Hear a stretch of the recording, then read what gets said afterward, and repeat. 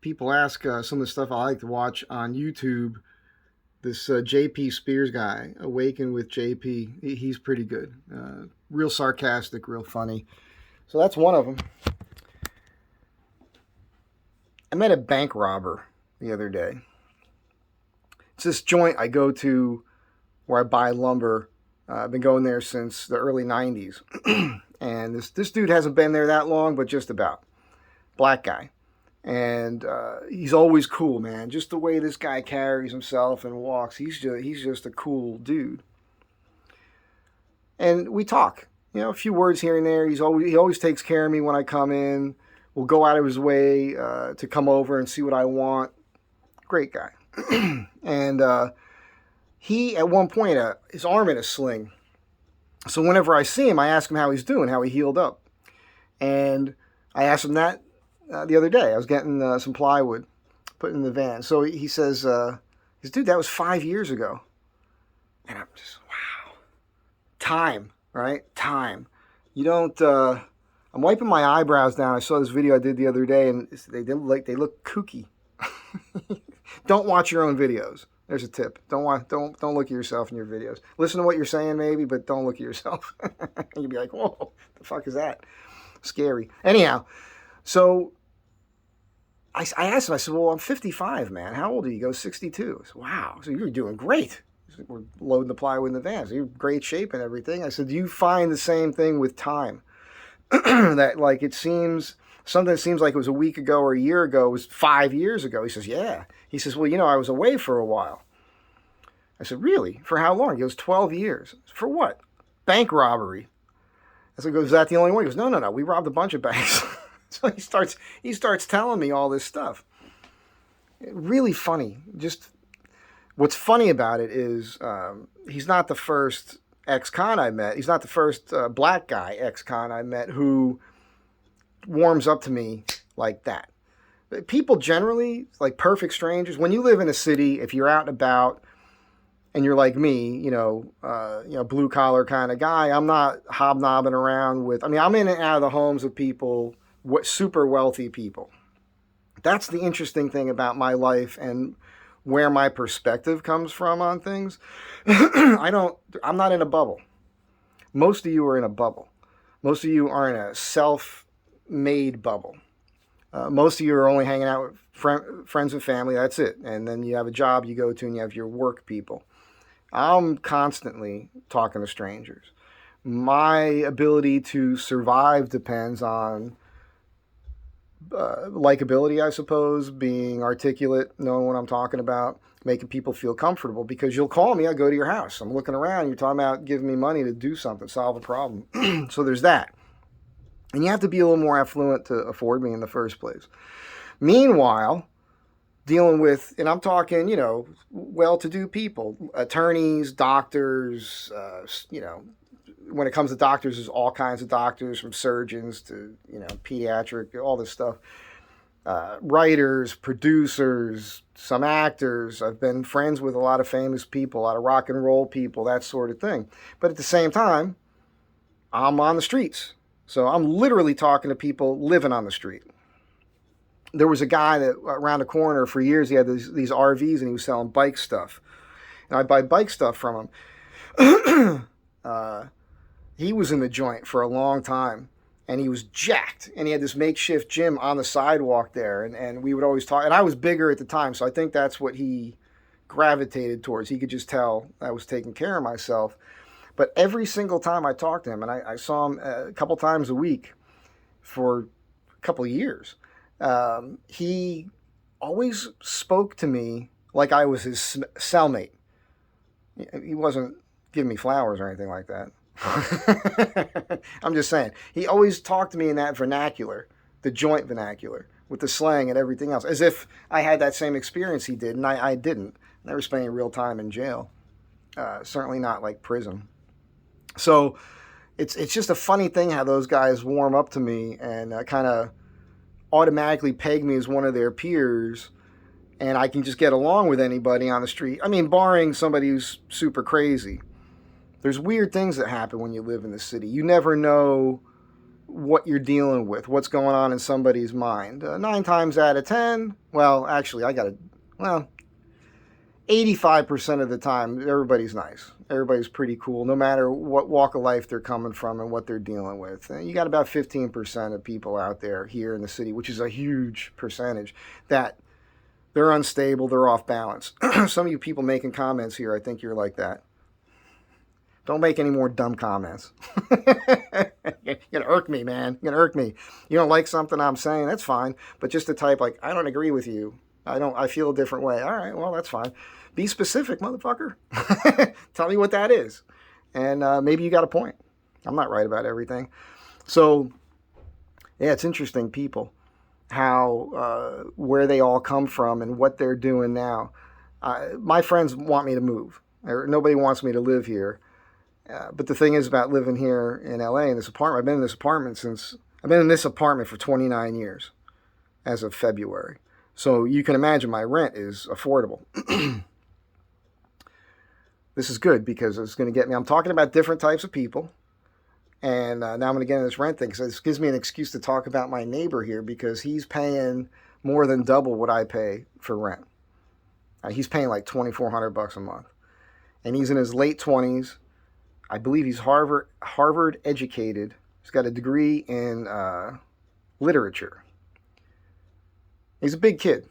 I call him a kid because he acts like a kid. All he does is sit home playing video games all day. He does not have a job. He's got a grandmother he takes care of around the corner. He's in and out all day taking care of that. Other than that, he's on his computer playing video games, and it's like a first-person shooter. And I didn't understand what was going on. For a while, I was hearing boom, bam, the whole building shaking, cursing, fuck. He's throwing things across the room. Oh, boom, boom. And, one day I caught him on the back porch. And I was like, dude, are you okay? Like, honestly, are you okay? Is everything okay in your life? Because he's like, what do you mean? Well, I can hear you. He looks at me. I said, yeah, I mean, you're cursing, you're throwing shit, you're breaking stuff. What's going on? He goes, oh, I didn't know you could hear that. Are you okay? I goes, yeah, I'm just playing video games. He literally has a hump on the back of his neck that you get from slouching in a chair and playing video games all day. He's pudgy, out of shape. He gets winded walking up the stairs. I could hear him. And he's got this over sense of confidence. Like he's one of those typical, I've got a degree from Harvard, so I'm smart or something kind of things. He says he's a writer. He wants to be a writer. And you would think he would understand the nuance of language. And one day I went out my back door and he was there. I didn't realize he was there, and it startled me a little bit. Just because it was, boom, all of a sudden, startled. And he goes, oh, I'm sorry, I didn't mean to scare you. I looked up and said, there's nothing about you that scares me. You don't scare me. You startled me. There's a difference. He's like, just didn't know what to make of that. He's actually has a housekeeper that comes in. I don't talk to this dude, right? I don't have like conversation with him. I tried when he moved in, but there's no level of mutual understanding there because he just comes from a whole different world. He comes from an affluent family that gave him everything and is still giving him everything. And I mean, this is one of those people you wonder, like, if something happens, power goes out or something, this is one of those dudes that is not going to survive. Crazy. So it's an interesting life living in the city and the types of people you meet. I try to be nice to everybody. I'm the guy, I go to my local market. If I walk in and there's no baskets in this little market, I know where they are. They're at the front of the line over here because people are lazy. And so I walk in, I go over, I pick up the whole stack, I put it at the front and grab a basket just because it's nice. When I get to the register, if there's a lady in front of me and she's got kids, she has a hard time, I carry her stuff out to her car. If it's an old person, I do the same thing. So they know me over there. And when I have to interact with people on the street, I'm nice to everybody. And then they're nice to me. And that's how it works. And I try to be nice to you too. So when I sound like I'm not nice to you, it's just because I'm a little frustrated, But you didn't scare me. You just startled me. Anyhow, just the funny thing I wanted to bring up, how I could sit here and come up with a ton of examples. And that's not an exaggeration of my dealings with convicts. When I first got out here, I had this 67 Dodge pickup. A friend of mine found this mechanic somehow. Well, he was a convict.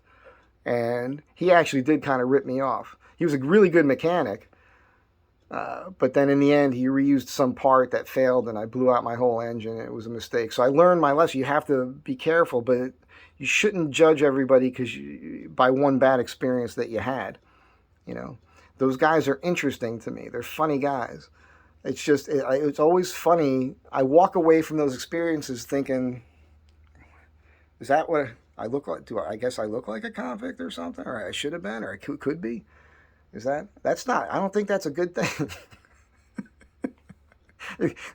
It's a strange thing. I also get this thing with dudes walking down the street that you could tell by their look that they're trying to be, you know, whether they are or not, they're definitely putting off an energy of, I'm the man. And when you walk down the street with dudes, you'll see this with some dudes where you'll make eye contact, they'll give you the head nod, you know, just letting you know, like, they're one of you. They want you to know that. That's a man thing. I don't think women go through that. I get that all the time. And I wasn't going to bring this up, but I might as well since I'm just sitting here talking. I just got off the phone with my buddy in Jersey, so Shake and Steve, if you're watching this, is for you, you know.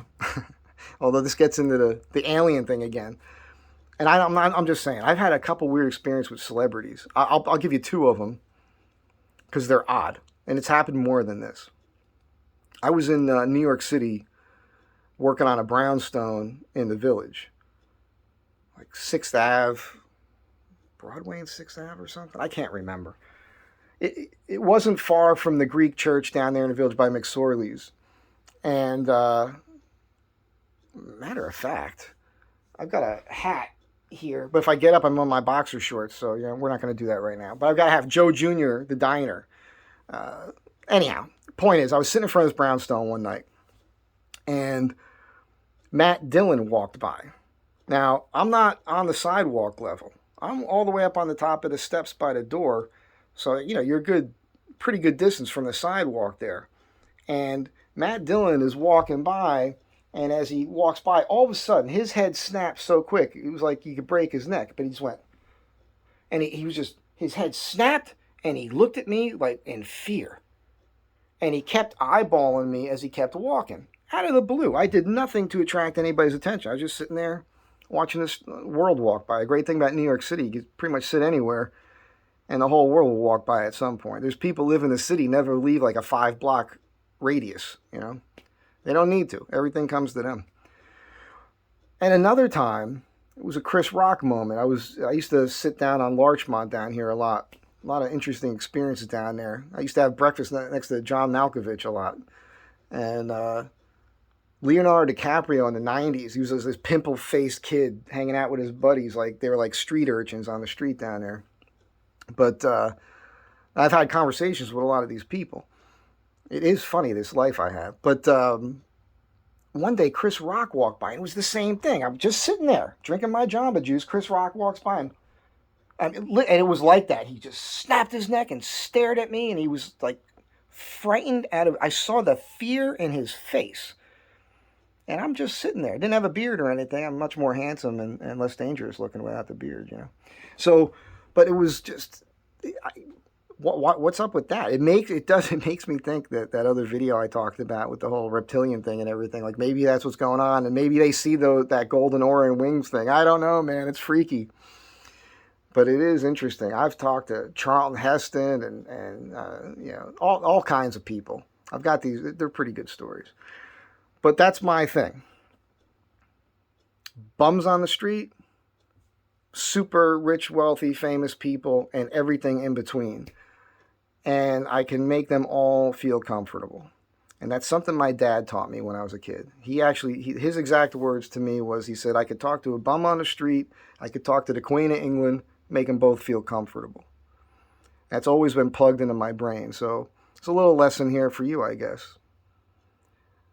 You could judge the book by the cover to a certain extent, protect yourself a little bit, but be open, because you never know what can come from interactions that you have with one another. And again, here on the social media, most of the stuff I'm getting back from people here has been positive. So keep on keeping on. Be good to one another. Have a great day. And don't be afraid to talk to somebody who's a little bit different than you. You'll learn a lot from it.